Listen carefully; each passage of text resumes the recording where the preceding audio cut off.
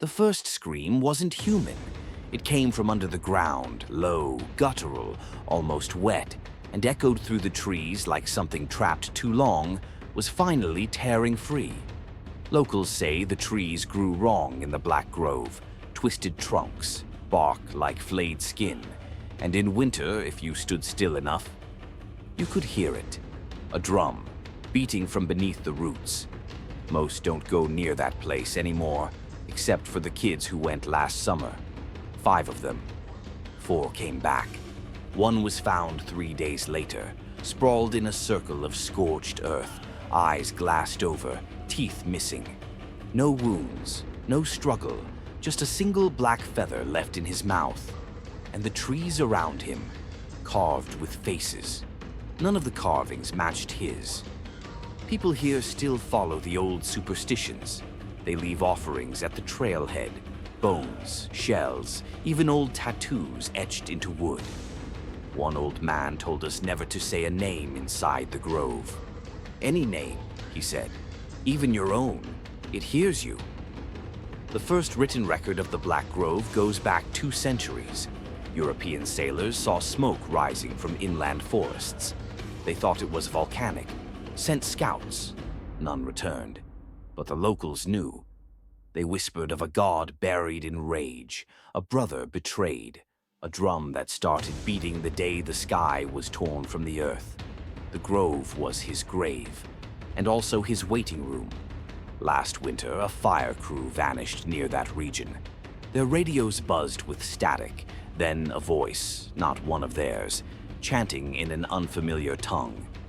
Search teams found their camp, fully intact. No struggle, but every sleeping bag was filled with ashes, still warm. And nearby, a single tree split open, hollowed out from the inside. Drum skins nailed to the bark. No one heard any footsteps, but something had moved through that forest. Something that left claw marks on bone, but no skin. Something that mirrored the way men once stood when they danced before battle, but had no face to wear a war mask. The university sent an anthropology team. 1 returned. She doesn't speak now. She just hums, rocking gently, tapping 3 fingers on her thigh. Boom, boom, boom. The same rhythm every time. Locals say the grove isn't growing anymore. It's waiting, like the breath before a haka, like the pause before the first cut.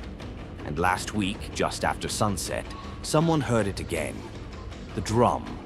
Louder now, closer. But this time, it wasn't coming from underground, it was coming from the trees. The trees were still beating when she woke. Not with wind, not with sound, but with pressure deep in her chest, behind her teeth, thudding in time with her pulse. Boom, boom. Then something else, tick, tick, tick, like claws tapping inside the rhythm. Her name was Aroha Wihongi, and she was the one who came back. From the 5 who entered the Black Grove that summer, she alone survived. They found her barefoot, drenched, whispering someone else's name, but she doesn't remember whose. That was a year ago. She tried to forget, moved cities, changed numbers, cut her hair. But the beat followed, in traffic lights, ceiling fans, breathing. It got worse after the boy with the feather died. Now, Aroha wakes from dreams of trees shaped like men, and men who bleed ink instead of blood.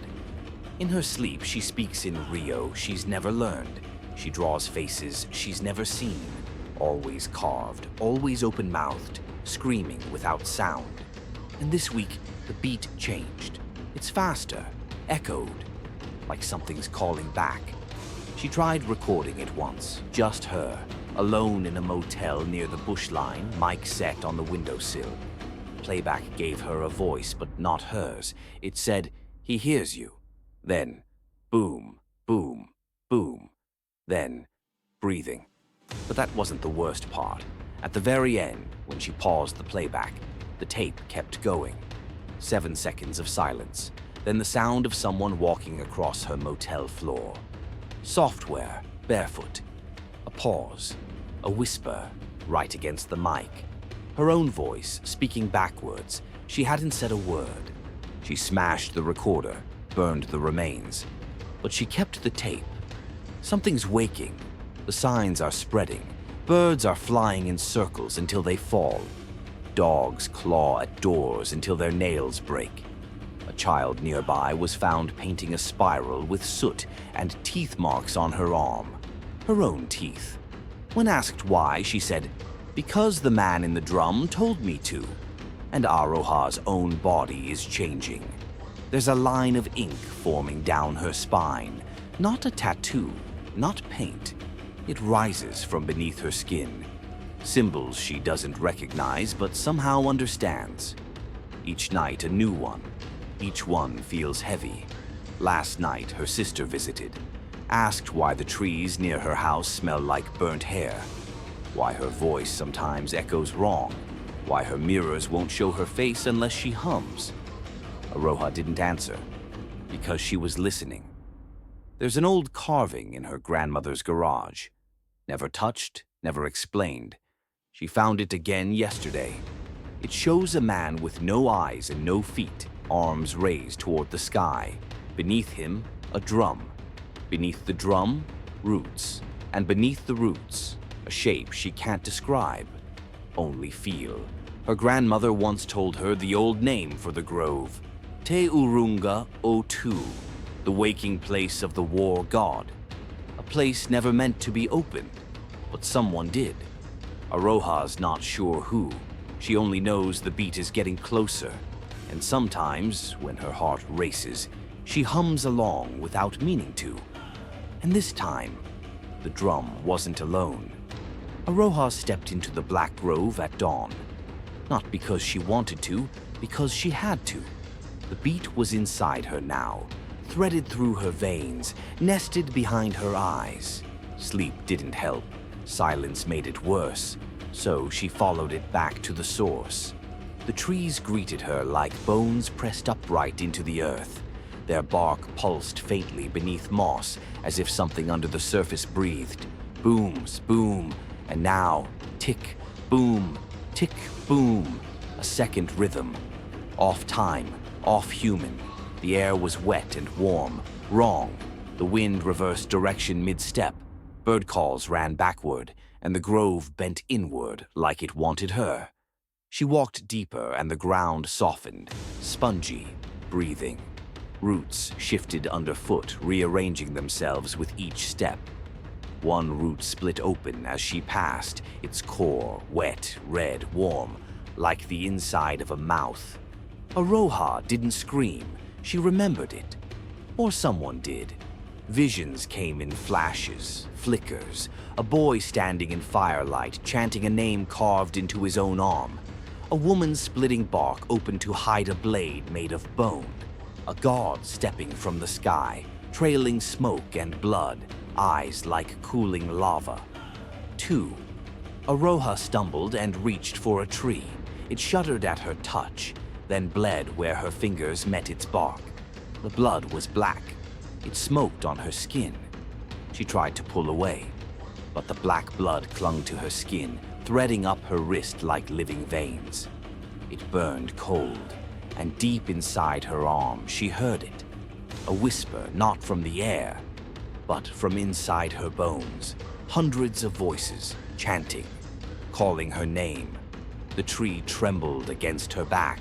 A crack split the bark, and for one breathless second, a hand of wood and sinew reached out from inside the tree, fingers grasping blindly.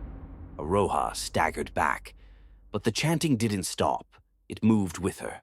She looked up, and the faces carved into the trees turned, slowly, together.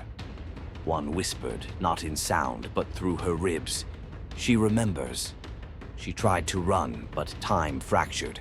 Her footsteps echoed before she took them. Shadows moved faster than her body. And then she saw them. The warriors, half shadow, half flesh, covered in mocha ink so dark it shimmered. Skin stretched tight over ancient muscle, eyes burning with low, endless flame. Their mouths sewn shut with vines. Yet still, somehow, they knew her. She saw her symbols on their chests, her spine, her hands. One stepped forward, raised a shaking finger, and pointed to her face. A mirror blinked back at her. It was her, but older, but burnt, but speaking, without lips. Visions surged again. The night the grove was sealed. Warriors offering their names to the roots, the beat slowing, the blood quieting, and the pact made. If the drum ever calls again, it will need a voice. Aroha dropped to her knees, her back seared. The ink on her spine moved, curling into symbols of war, sealing rights and memory. She screamed, but it wasn't her voice, it was the grove's. From the roots below came a hum, low, deep, familiar, the second rhythm, louder now, and something hummed it back. The trees bent inward, the sky blackened, bark cracked with heat, and from within the largest tree, one shaped like a man's chest, came a whisper. The war never ended. It waited for your name. She turned. Every tree had opened like mouths. The warriors stepped closer, not to kill, but to welcome. The beat returned. Not one, two. One in the roots, one behind her ribs. And in the leaves above, the wind hissed in a voice not her own. And this time, the war god wasn't sleeping. The grove was no longer a forest. It breathed now.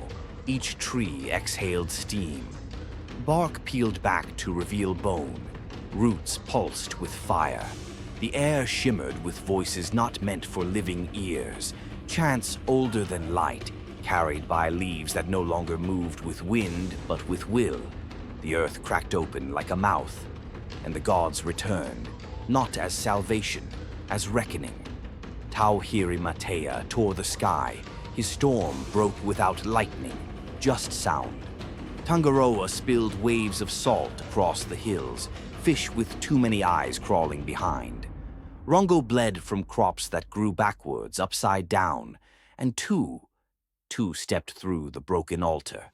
Not a man, not a god, a scar walking upright, his skin a map of forgotten wars. His blood glowed beneath it, slow, molten. His eyes were obsidian, cracked with firelight from within. He looked at Aroha, and he knew her, because he'd made her, not by blood, but by myth. The drum had carved her, the grove had written her. She was the last line in a chant that began before time. Symbols crawled across her skin now, some hers, some borrowed from the warriors buried beneath. Her voice had shifted, lower, echoed. When she opened her mouth, it wasn't breath that left, it was rhythm. She was the drum now. Two raised a hand. The grove screamed. Warriors rose, burning from the inside. But she didn't flinch. She spoke, not in fear, in ritual. You were betrayed, she said. Your brother silenced you, buried your rage, made a story out of your suffering. Two did not answer, but the trees leaned closer. And now you want to finish it, to burn them back. Aroha turned slowly, facing the storm, the tide, the crops twisted by spite. The gods loomed, flickering between forms, elemental, eternal, but afraid. Not of two, of her, because for the first time in eons, the drum chose its own rhythm. She could feel it, power coiled in her spine, drumming in her chest, ready to be unleashed. One word, one name, and the land would burn clean. But she didn't say it. Instead, she whispered the unthinkable, I will not be your war. The grove froze, time bent, the gods shuddered, and she sang, not a haka, not a curse, a song of stillness, of endings, of sealing. With each verse, the grove dimmed, the warriors slowed, the blood cooled. Two stepped closer, reached for her chest. His hand touched the center of her being. The wakarua, the last heartbeat of vengeance. It pulsed once more, then collapsed inward, not into silence, into memory. The gods began to fade, not defeated, but remembered, and that was worse. Tu looked at her, obsidian eyes softer now. Not human, not divine. Just tired. He said nothing, and she vanished, not taken, given.